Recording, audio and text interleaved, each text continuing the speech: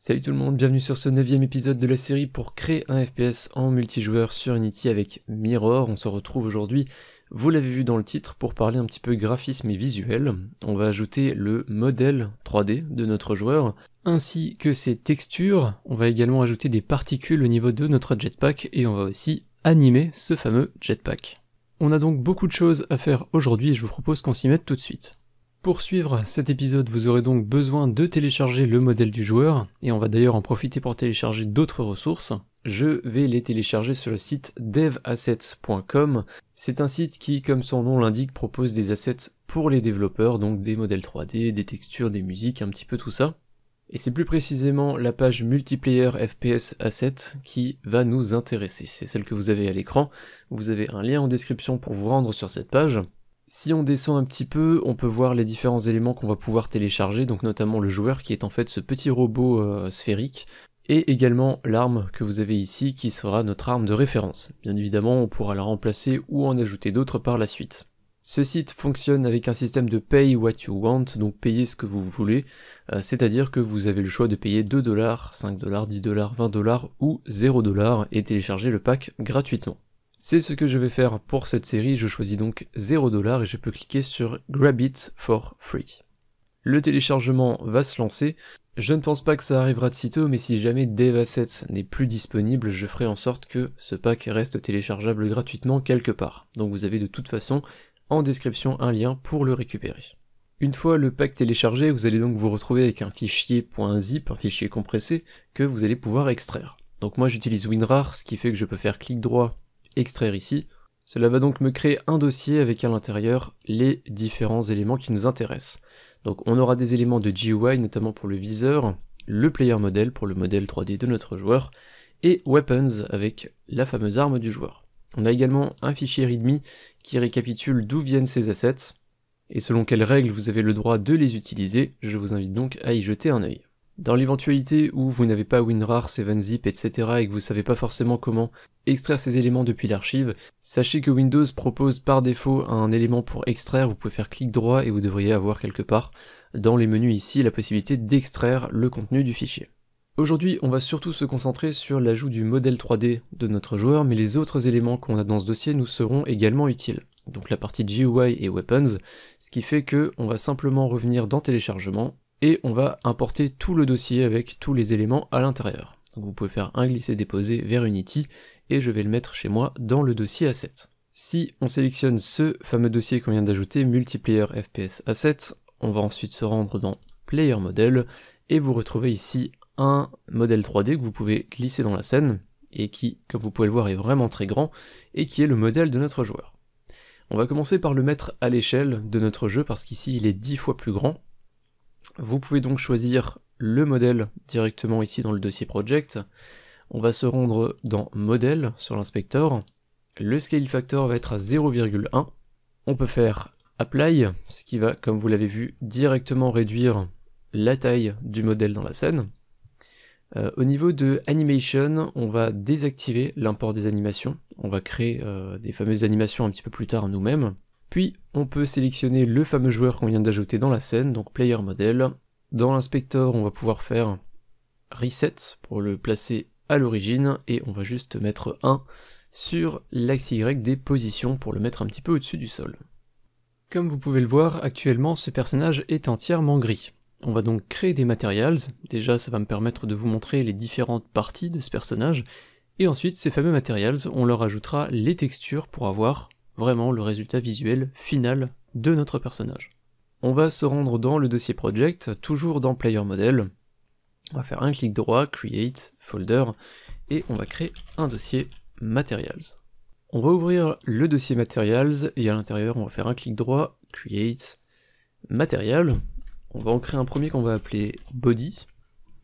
Je vais choisir la couleur noire, et je vais simplement glisser ce matériel vers la sphère du personnage. Donc vers vraiment la partie centrale que vous avez ici, qui est donc devenue noire. Ça c'est la première partie de notre personnage. On va créer un autre matériel, clic droit, Create, Matériel, qu'on peut appeler Parts, donc les différentes parties, qu'on va pouvoir mettre d'une autre couleur. Parts, on va le glisser sur la sorte d'armure qui est autour de notre personnage. On va ensuite créer encore un matériel qu'on va appeler Eye Light, donc la lumière des yeux, que je vais mettre en bleu, quelque chose comme ça à peu près, que vous pouvez donc glisser vers la petite visière qu'on a ici sur le personnage. Et il nous reste une dernière partie, qui sont ces deux éléments sur le côté qui ne sont pas des bras, mais qui sont en fait les jetpacks du personnage. Donc par la suite, on ajoutera des particules ici de flammes, qui donnent vraiment cette impression que c'est un jetpack et que le personnage va pouvoir s'envoler en les utilisant. Cette dernière partie, vous pouvez également éventuellement créer un matériel, donc clic droit, Create Material, qu'on va pouvoir appeler Thruster, et encore une fois, à vous de choisir la couleur de votre choix, et vous pouvez faire un glisser-déposer dessus. Maintenant que vous avez vu les différentes parties du personnage, si j'ouvre Player Model, on peut voir que ces parties n'ont pas forcément des noms très faciles pour les identifier. Donc on a Draw Call, Draw Call, Draw Call, Sphere, Sphere 001, et ces différents éléments, ces sous-éléments de Player Model, on va les renommer pour les identifier plus facilement. Alors chez moi, je désactive souvent l'affichage des warnings, mais si dans la console vous l'activez ou vous l'avez peut-être vu, en important l'élément, on a eu un message comme quoi on a un problème avec le mesh drawcall 176.000 parce qu'il n'a pas de normal. Cet élément, c'est justement le premier enfant qu'on a dans Player Model, donc le drawcall 176.000. C'est en fait un objet vide, donc forcément le mesh filter et le mesh renderer ne savent pas trop quoi en faire, et on va donc pouvoir le supprimer. Sauf que si on sélectionne cet objet dans la hiérarchie et qu'on fait supr, Unity va nous dire qu'on ne peut pas restructurer une instance de préfab. Il va falloir d'abord qu'on fasse un unpack de cette préfab. Pour ça, vous pouvez faire un clic droit sur Player Model. Vous pouvez voir ici un menu Unpack Prefab. Si vous avez bien suivi mes conseils et recommandations et que vous utilisez donc la version de Unity 2019.4, vous devriez avoir ce menu.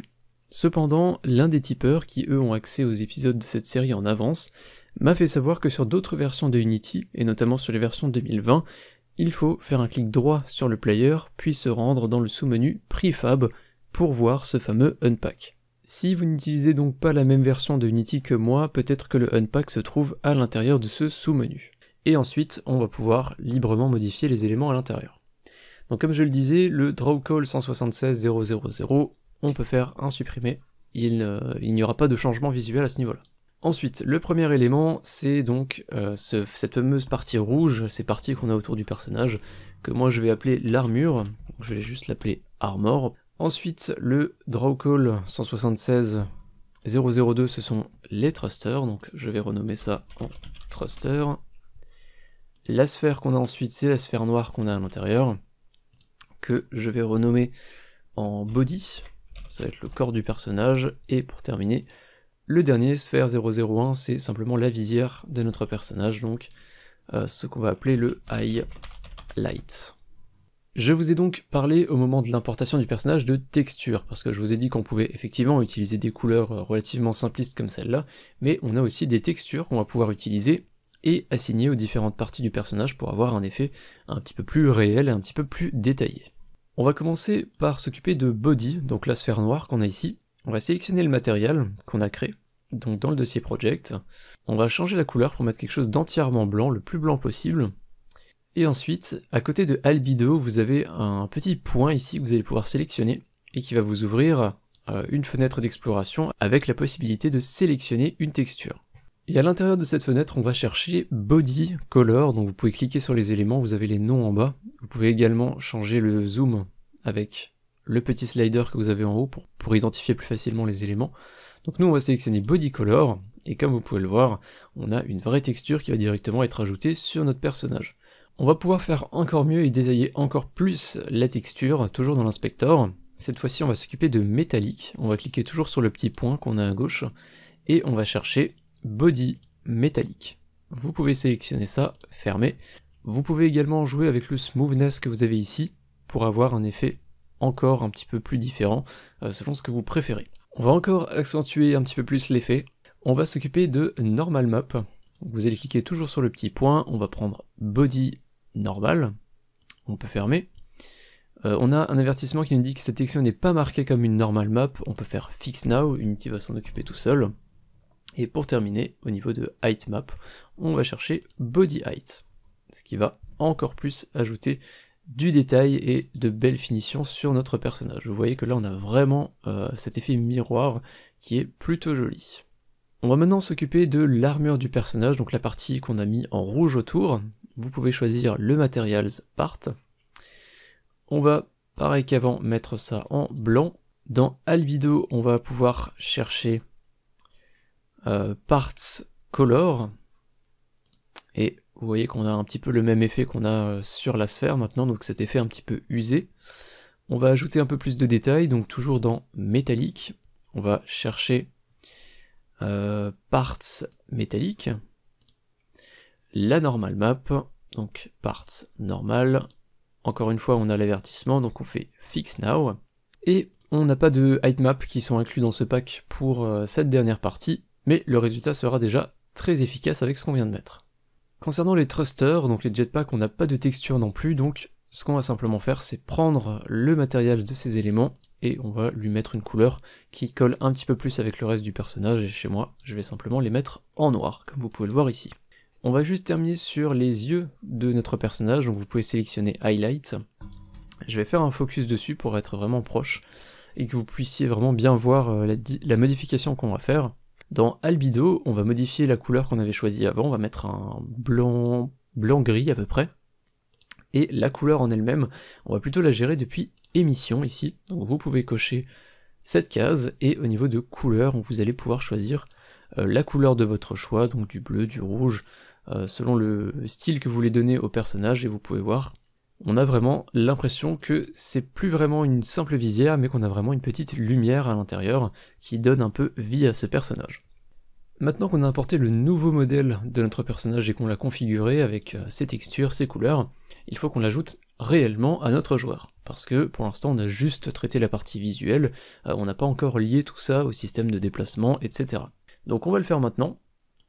Dans Project, on va aller dans Prefab. Ici, on va importer le joueur dans la scène. Sur Transform, vous pouvez faire ici Reset. On va placer cet élément à 1 sur l'axe Y des positions. Et si on ouvre dans la hiérarchie Player, on a une partie Graphics, donc pour la partie graphique, pour les visuels, et on a notamment Player Model, qui correspond simplement à la sphère blanche. Et c'est cette sphère qu'on va remplacer. Donc on va faire glisser Player Model, donc le Player Model qu'on vient de créer avec les textures, dans Graphics. On va vouloir supprimer l'ancien Player Model, donc la sphère blanche. Par contre, si on essaie de supprimer, encore une fois, on va nous dire qu'on ne peut pas restructurer une instance de préfab. On va y revenir dans un instant. On va d'abord retourner sur le Player Model qu'on vient d'ajouter, donc le nouveau visuel, et on va ajouter une rotation sur l'axe Y à 180 degrés pour que le personnage soit dans le bon sens. Une fois que tout ça est fait, on va aller sur Player, on va faire Override, Apply All, et ensuite vous allez pouvoir faire un clic droit sur Player dans la hiérarchie toujours, et on va faire Open Prefab Asset. Ça va nous ouvrir cette vue un petit peu différente, on va en fait avoir le reste de la scène qui n'est plus affiché, et on va juste avoir cette préfab, cet objet ouvert dans une vue. Cette vue, elle va nous permettre en fait de modifier la préfab à notre guise, sans qu'on ait le fameux message d'avertissement. Ce qui nous intéresse nous, c'est donc de choisir le player model qui correspond à la sphère blanche, donc c'est celui qui n'a pas d'enfants, hein. Vous voyez que le vrai player model, le nouveau, il a tous les enfants à l'intérieur. Donc on va prendre l'ancien, et on fait Supr. Une fois que c'est fait, on a donc notre nouveau visuel de personnage avec son arme. Alors on a le gizmo de Mirror qui apparaît derrière, d'ailleurs on va peut-être juste le désactiver. Vous avez en haut à droite de votre onglet scène un bouton gizmo, vous pouvez cliquer dessus, ce qui va désactiver en fait tous les gizmos, tous les petits visuels comme le M de Mirror ou les game objects qu'on a marqués avec un icône différent. Ce sera un petit peu plus agréable pour voir le personnage, et on peut voir qu'effectivement voilà, le personnage regarde dans le bon sens, donc du côté de l'arme, et on a donc remplacé l'ancienne sphère. Juste avant de passer à la suite, je voulais vous montrer quelque chose sur les thrusters et vous expliquer un petit peu comment ils vont fonctionner. Donc ces deux parties qu'on a sur le côté du personnage, qui sont donc les jetpacks, on va dans quelques instants les animer. Selon la direction vers laquelle va le personnage, on va les faire pointer dans une direction ou une autre. Donc en fait, si vous passez en outil de rotation, vérifiez bien que vous soyez en mode pivot à ce niveau-là, c'est extrêmement important. Si jamais chez vous il est indiqué Center, eh bien vous cliquez simplement une fois sur le bouton, ça va vous passer en mode pivot, et vous aurez ensuite la même chose que moi. Cela va nous permettre d'effectuer des rotations selon un point précis, soit le centre, soit le pivot. Chez nous, nous devons faire les rotations depuis le pivot. Et que vous jouez un petit peu sur la rotation X de ces éléments, vous voyez qu'ils tournent sur eux-mêmes. Donc ils sont toujours à peu près au centre du côté de notre personnage ici. Ce qui va se passer, c'est que lorsque le personnage va faire du surplace, ça va être son animation idle, on va faire pointer en fait le jetpack vers le bas. Donc à peu près comme ça, ce qui va donner l'impression que le personnage fait vraiment du surplace. Si le personnage avance, il va devant lui, on mettra les propulseurs vers l'arrière, ce qui donnera vraiment l'impression qu'il se propulse vers l'avant. Et inversement, si le personnage recule, on mettra les propulseurs vers l'avant pour donner l'impression qu'il se propulse vers l'arrière. Pour quitter cette vue, on va simplement cliquer déjà sur Save en haut à droite. Alors vous avez peut-être Autosave qui est coché selon votre version de Unity et votre configuration. En tout cas, pensez à bien sauvegarder. Et ensuite, vous pouvez cliquer dans la hiérarchie sur la petite flèche qu'on a ici pour revenir à la scène normale. On va maintenant s'occuper des fameuses animations des thrusters, donc ceux dont je vous ai parlé avant. On va en fait orienter les jetpacks du personnage dans la direction inverse de la direction vers laquelle on va. Donc si on va vers l'avant, on mettra le jetpack vers l'arrière, si on va vers l'arrière, on le mettra vers l'avant, et si on fait du surplace, on le fera pointer vers le bas. On va donc commencer par créer ces animations. On va aller dans Window, Animation, puis Animation encore une fois. Ça va nous ouvrir cette fenêtre, on va pouvoir la mettre au bas de l'écran, je vais la mettre ici avec la console. Je vais choisir mon personnage, donc Player, et je vais cliquer sur Create. Windows m'a ouvert par défaut le dossier dans lequel se trouve mon objet Player, donc dans Asset Prefab. Chez moi, je vais plutôt aller dans Asset, et ensuite je vais aller chercher le dossier Multiplayer FPS Asset, donc celui qu'on a importé un petit peu plus tôt dans cet épisode. Je vais aller dans Player Model, et ici je vais créer un nouveau dossier, que je vais appeler Animation. Et à l'intérieur de ce dossier, on va sauvegarder notre première animation qui va être Idle. Et on peut faire Enregistrer. Les animations, c'est quelque chose d'assez basique sur Unity, donc je pense que vous y avez tous déjà touché. Je vais pas rentrer dans les détails, et on va commencer tout de suite. Donc en ayant créé cette première animation sur notre player, on a un animator qui s'est créé automatiquement, comme vous pouvez le voir sur la droite ici. Et on va pouvoir créer notre première animation, donc sélectionnez bien Player dans la hiérarchie, et on va cliquer sur le point rouge.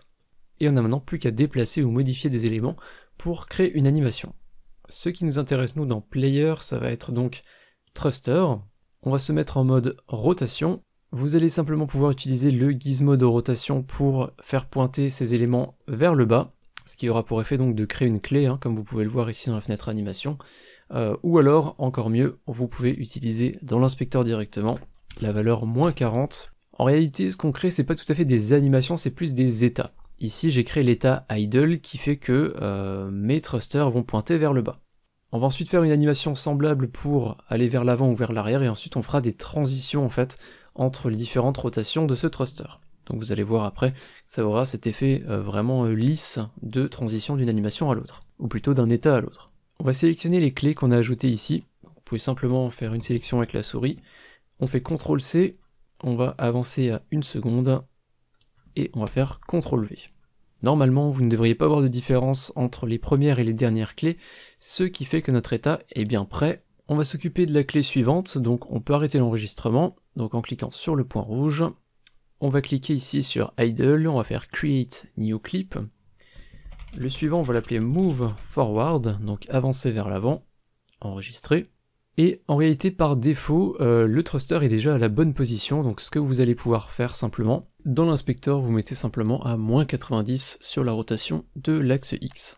Normalement, vous devriez avoir une clé qui est apparue, ici, et qui correspond donc justement à -90. Vous pouvez sélectionner ces clés, faire CTRL-C, on avance à 1 seconde et CTRL-V. Et encore une fois, vous ne devriez pas avoir de différence si vous jouez dans la timeline entre la première et la dernière clé, et vous devriez bien avoir le thruster qui va vers l'arrière. On va terminer avec la dernière animation. On va cliquer ici pour désactiver l'enregistrement, on va passer à la suivante.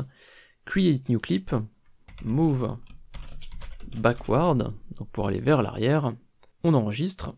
On appuie sur le bouton rouge pour lancer l'enregistrement de l'animation, et cette fois-ci, le thruster, on va pouvoir le mettre, je crois, à 0 en rotation, donc je le fais directement depuis l'inspecteur, et effectivement, on peut voir que le thruster pointe bien vers l'avant, ce qui fait que le personnage va aller vers l'arrière. On sélectionne les clés qu'on vient de créer, CTRL-C, on avance à 1 seconde, CTRL-V, c'est parfait, on a nos 3 animations, nos 3 états, et on va pouvoir maintenant faire des fondus entre eux. Donc on peut couper l'enregistrement et passer à la suite. On ne devrait plus avoir besoin de la fenêtre animation, donc vous pouvez faire un clic droit, Close Tab. On va dans le dossier Project se rendre dans Multiplayer FPS Asset, Player Model, et on a un dossier maintenant animation avec Idle, Move Backward et Move Forward, donc nos 3 états, nos 3 animations. Et on a également ici un contrôleur, un animator, qu'on va pouvoir renommer, qui s'appelle juste Player 1, ou juste Player peut-être chez vous, c'est en fait le nom simplement de l'objet qu'on a dans la scène. On va pouvoir le sélectionner, faire F2 pour le renommer, et on va l'appeler Player Anim Controller.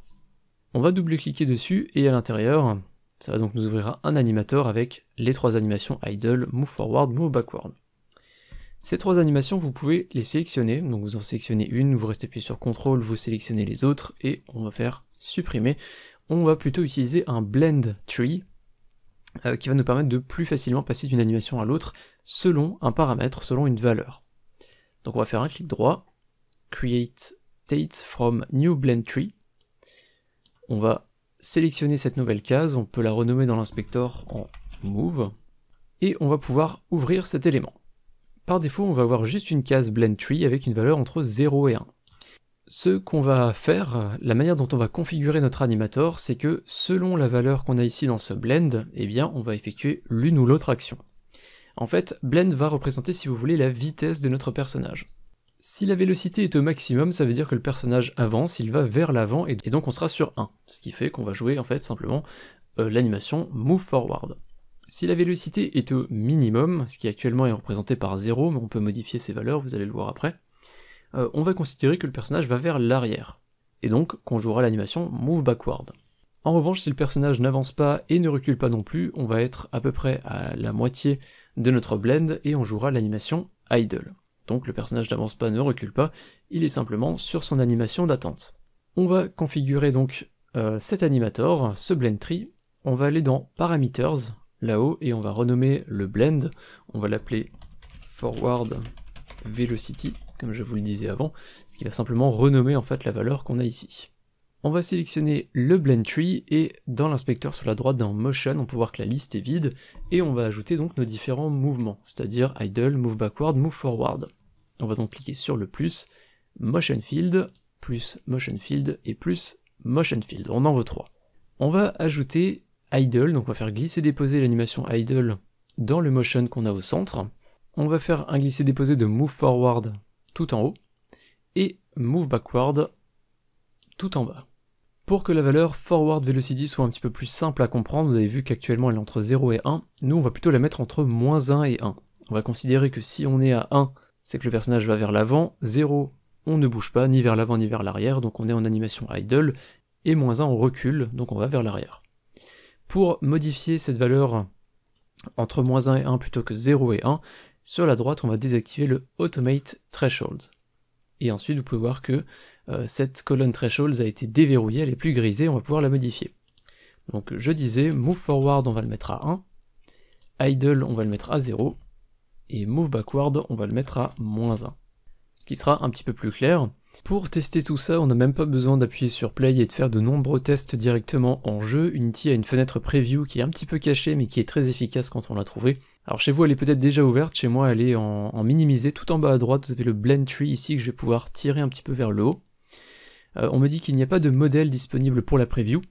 On va faire un glisser-déposer de player depuis la hiérarchie vers cette fenêtre. On va donc avoir notre joueur qui va apparaître. Et en théorie, si je modifie maintenant ma valeur Forward Velocity, on va pouvoir tester que les thrusters vont bien dans la bonne direction. Donc si j'augmente cette valeur, c'est-à-dire que le personnage va vers l'avant, et comme vous pouvez le voir, on a bien les thrusters qui vont vers l'arrière. Donc on a bien le personnage qui se propulse vers l'avant. A l'inverse, si je me mets tout à gauche ici, donc à -1, le personnage on considère qu'il va vers l'arrière, et vous l'avez vu, si je me mets ici à 0, donc ni en avant ni en arrière, on est sur Idle, et le personnage fait du surplace en mettant ses propulseurs vers le bas. Ce qu'il nous reste maintenant à faire, c'est de lier ce système d'animateur et de blend tree à la vélocité de notre personnage, parce qu'actuellement, comme vous pouvez le voir, selon une certaine valeur, on va avoir les thrusters qui vont aller vers l'avant ou vers l'arrière, mais cette valeur, forcément, il faut qu'on l'envoie à l'animateur, qu'on lui dise sur quoi se baser. Pour ça, on va retourner dans scène, on va sélectionner notre joueur, player. Chez moi, j'ai toujours donc la fenêtre en bas à droite de preview qui est ouverte, alors je vais la mettre au minimum. Je vais réduire tous les composants, parce qu'on commence à en avoir vraiment beaucoup. Et le component qui va nous intéresser est celui qui va nous permettre de passer l'information à l'animator, ça va être le player controller. Vous pouvez donc ouvrir ce script, player controller. C'est justement dans ce script qu'on calcule la vélocité, donc ça va être parfait, on n'aura pas besoin de passer la valeur à un autre script qui lui-même la passera à l'animator, on va directement faire le passage d'information depuis ce script. On va commencer par avoir une référence à l'animator, donc pour savoir à quel component on va passer justement la valeur qui va nous permettre de gérer la rotation des thrusters. Donc on va créer une variable privée, animator, qu'on va appeler animator également, avec une minuscule. On peut ajouter en haut du script un require component type of animator, pour être sûr que cet élément soit bien présent sur le joueur. C'est conseillé mais optionnel hein, si vous ne voulez pas utiliser de require component. Alors cette ligne animator qu'on a ajoutée, je vais plutôt la mettre ici avec les autres components. On va essayer de ranger ce script comme on peut. Et ensuite depuis la méthode start, on peut simplement dire animator égale getComponent, et vous l'avez deviné, animator. Donc on va le récupérer comme on l'a fait pour le joint ou le script player motor. On va profiter des modifications d'aujourd'hui pour changer un petit peu la manière dont est gérée la vélocité. Actuellement, on se base sur la version raw des axes, donc il n'y a pas de modification de filtres qui sont ajoutés dessus, ce qui nous donne des valeurs littéralement brutes, mais on va peut-être plutôt prendre des axes normaux avec des filtres qui sont ajoutés dessus, ce qui donnera en théorie des mouvements plus fluides. On va également enlever la normalisation du vecteur qu'on a ici, puis après avoir calculé la vélocité sans l'avoir normalisée, on va jouer les animations. Vous pouvez ajouter un commentaire si vous le souhaitez, donc jouer animation thruster, et on va donc faire référence à notre animator, et on va envoyer une float, set float, attention aux majuscules, c'est important, et le nom de cette float ça va être forward velocity, donc c'est le fameux nom de la variable blend qu'on a modifié. Faites toujours bien attention à mettre bien la même chose qu'avant, et bien avec les majuscules également, et la valeur que nous on va envoyer, ça va être zmove. On va sauvegarder ce script, retourner sur Unity. En théorie on devrait pouvoir tester notre système, donc on va sélectionner bien le player dans la hiérarchie. Dans l'inspecteur, pensez à faire override, apply all, pour être sûr que toutes les modifications soient bien prises en compte sur la préfab. On va supprimer le joueur de la hiérarchie, donc on sélectionne player, on fait supr. Avant d'appuyer sur play et de tester le système, on va séparer l'onglet game de l'onglet scène. Vu que c'est un jeu à la première personne, forcément si on veut voir les animations, il nous faut une vue en dehors du personnage, on va utiliser l'onglet scène pour ça. D'ailleurs, on va penser à le faire tout de suite, on avait désactivé les gizmos un petit peu plus tôt pour faire des modifications sur la préfab, vous pouvez recliquer sur le bouton que vous avez ici, on va appuyer sur play. Dans l'onglet game, on va faire host, et normalement, si notre personnage avance, on devrait voir sur la gauche, là, donc dans l'onglet scène, les thrusters aller vers l'arrière. Et c'est effectivement le cas. Je vais prendre une vue un petit peu plus zoomée, pour qu'on voit ça un peu mieux. Je vais du coup redésactiver les gizmos, parce qu'on a vraiment cette icône qui nous empêche de bien voir. Et on peut voir qu'on a donc effectivement les bons fondus lorsqu'on avance, lorsqu'on recule, ou lorsqu'on ne bouge pas. Donc c'est parfait, notre animation fonctionne bien. Le seul truc qui nous reste encore à faire maintenant, ça va être de synchroniser ces animations sur le network, parce qu'actuellement elles ne sont que en local. Et évidemment, ces jetpacks, je vous en ai parlé un petit peu plus tôt, on va encore les améliorer, on va ajouter notamment des particules à l'arrière, ce qui rendra l'effet visuel beaucoup plus sympa. Je retourne dans la scène, je vais réajouter le joueur. On va pas s'embêter à le replacer, on va juste faire une modification assez rapide. On a sur notre objet player un network transform child qui a comme target la caméra. Pour rappel, ce que fait ce component, c'est qu'il va synchroniser les positions, les rotations d'un objet sur le network. Et chez nous, on a besoin de synchroniser la caméra parce qu'il y a notamment l'arme qui est attaché, et donc il faut qu'on puisse voir en tant qu'autre joueur vers quelle direction regarde un joueur. Et donc s'il a son arme vers le haut, on sait qu'il regarde vers le haut. Tout ça c'est fait grâce au Network Transform Child, et on va faire maintenant la même chose en fait pour les thrusters. Donc vous pouvez faire en bas Add Component, on va ajouter un Network Transform Child, sur lequel on va glisser ici dans Target les thrusters, donc on va dans la hiérarchie, Player, Graphics, Player Model, on va glisser Thruster. Comme on l'a fait pour le premier Network Transform Child, on va activer Client Authority vu que les mouvements viennent de notre client à nous. Il nous reste une dernière chose à faire, dans Player Setup, nous avons une liste de components à désactiver, qu'il va falloir incrémenter de 1, et dans ce dernier élément qu'on a ajouté, on va faire un glisser-déposer de l'animator. Chez nous, nous n'avons pas besoin d'avoir l'animator des autres joueurs qui est activé, sachant que les thrusters vont de toute façon être synchronisés sur le réseau grâce au Network Transform Child. On peut donc ensuite remonter tout en haut de notre élément player dans l'inspecteur, faites override, apply all. On va supprimer le joueur de la scène, on peut sauvegarder.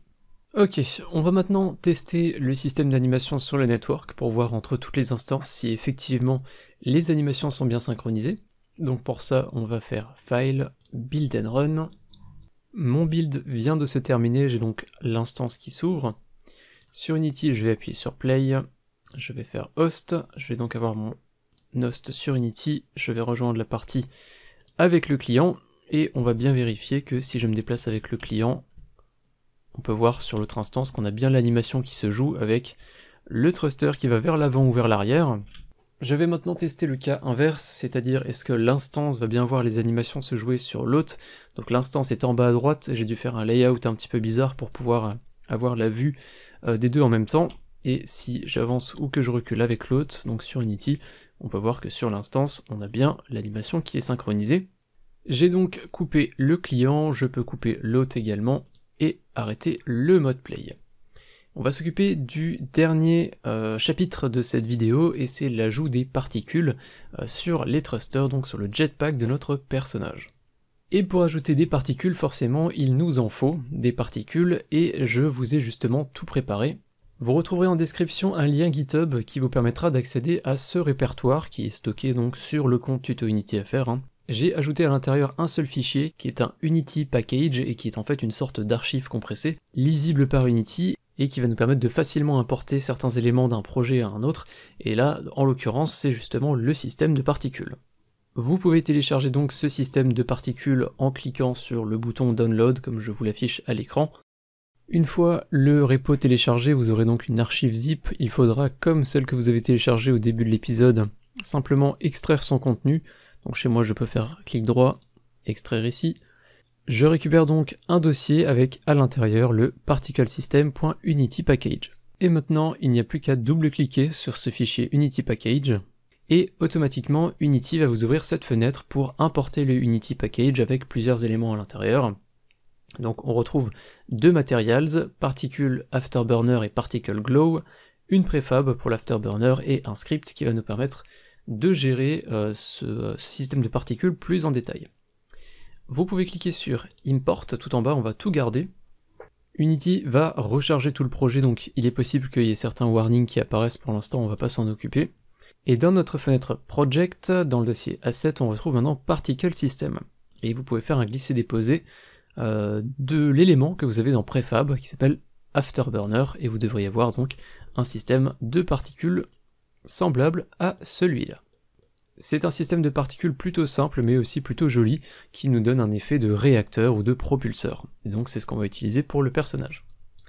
À l'intérieur de Afterburner, dans la hiérarchie, vous retrouvez un autre système qui s'appelle Glow et qui est aussi un particle system qui, comme son nom l'indique, va donner un effet de brillance. Pour l'instant, on va juste le désactiver dans l'inspecteur et on va se concentrer sur le parent Afterburner.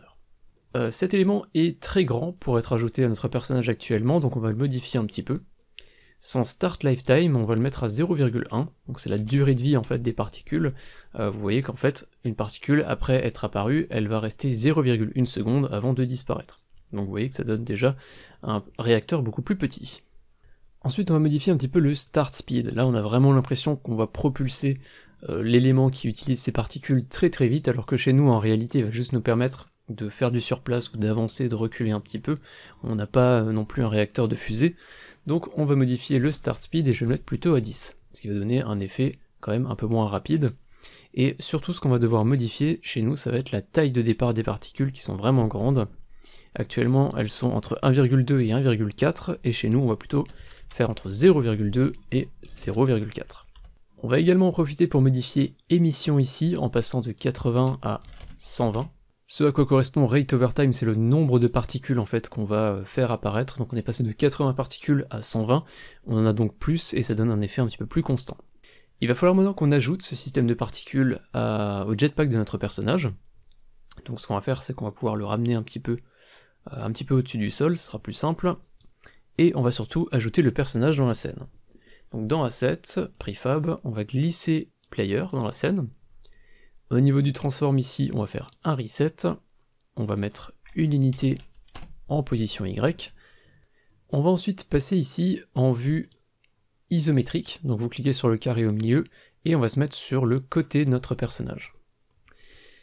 On va choisir ensuite Afterburner, donc notre système de particules, sur lequel on va pouvoir, sur la transform, faire un reset également, qui va le placer un peu en dessous du personnage, et maintenant, pas grand chose de compliqué, on va simplement déplacer cet élément pour le mettre au niveau du réacteur du personnage. Donc avec le système, le gizmo qui nous permet de modifier la position, vous voyez que je vais le mettre à peu près ici.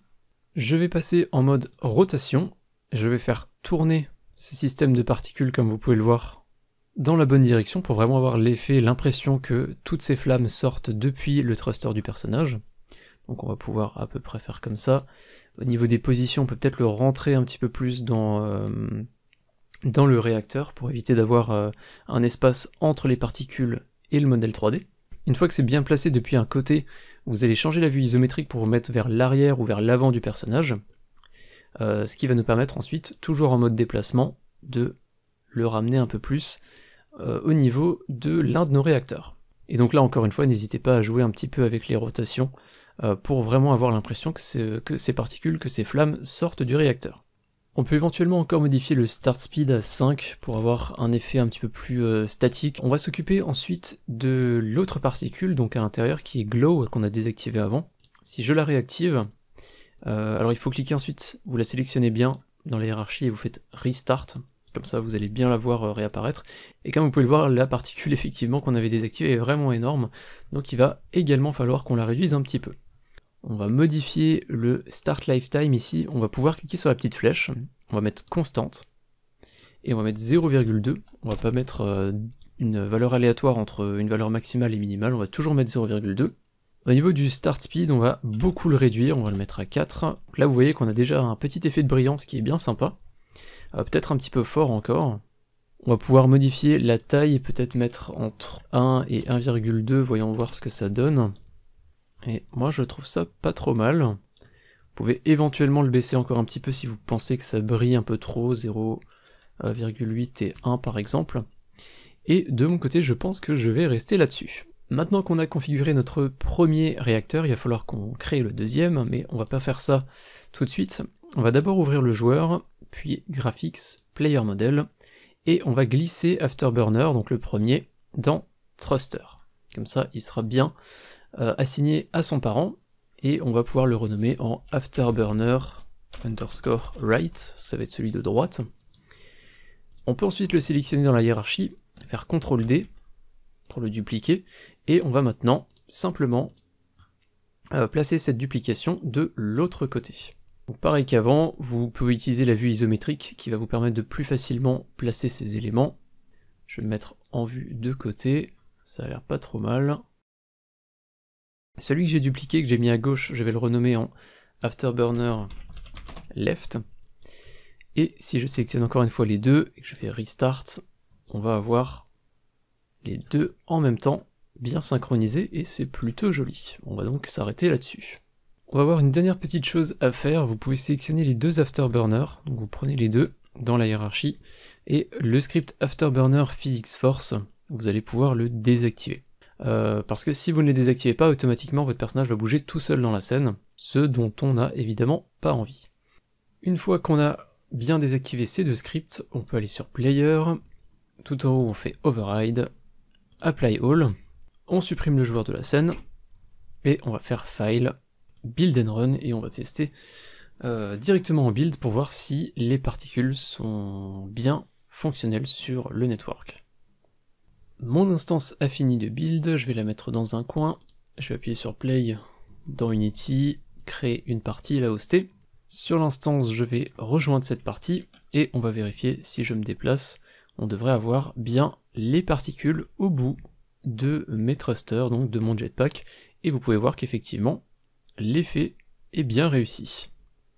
En un épisode seulement, on a donc ajouté un visuel à notre joueur, on a ajouté une animation, on a ajouté des particules, et vous pouvez voir que le résultat est déjà bien plus sympa que les sphères blanches qu'on avait au début de l'épisode. Je peux couper le client, fermer l'instance, et fermer le mode play, couper le mode play sur Unity. Très rapidement avant de se quitter, on va juste réimporter le joueur dans la scène, donc la préfab, et vous pouvez ouvrir, aller dans Graphics, Player Model, Thruster, et sur les deux Afterburners, Right et Left, donc je sélectionne les deux.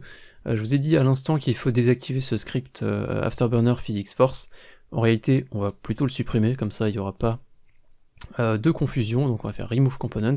Et il y a également un Sphere Collider qui est présent sur les deux éléments, sur les deux objets, qu'on va également retirer. Donc on va cliquer sur les trois petits points, et Remove Component. Comme ça on a uniquement deux systèmes de particules purement visuels, sans aucun effet de physique, quel qu'il soit. Et vous pouvez donc prendre votre joueur, Override, Apply All, et on supprime le joueur de la scène. Fin de cet épisode 9. J'espère qu'il vous a plu. Comme d'habitude, vous pouvez soutenir financièrement la chaîne si vous en avez les moyens et l'envie. Tout ça, ça se passe sur Tipeee. Vous avez un lien en description. Je remercie d'avance toutes les personnes qui y feront un tour. Justement, un grand remerciement à tous les tipeurs qui ont rendu cette vidéo possible. Leur nom est affiché sur la droite de l'écran. Et un remerciement particulier à Spyprog, Julien, Castelberne, OBLSOB, Tuara, Spock2018 et David. Je vous dis à très bientôt pour l'épisode 10 de la série pour créer un FPS en multijoueur sur Unity avec Mirror, ou simplement pour d'autres vidéos sur la chaîne. Salut!